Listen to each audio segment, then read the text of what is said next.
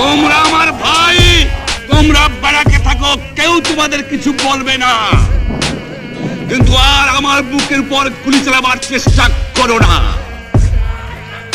ভালো হবে না। 7 কোটি মানুষকে তাবায় রাখতে পারবো না। আমরা যখন মরতে শিখেছি তখন কেউ আমাদের দবাতে পারবে না। যে পর্যন্ত আমার এই দেশের মুক্তি না হবে, খাজনা ট্যাক্স বন্ধ করে দেওয়া হলো, কেউ দেবে না।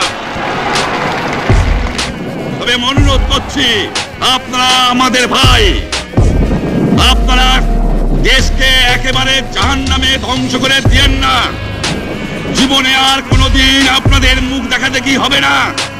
যদিও আমরা শান্তিপূর্ণভাবে আমাদের ফয়সলা করতে পারি, তাহলে অন্তপক্ষে ভাই ভাই হিসেবে বাস করার সম্ভাবনা আছে।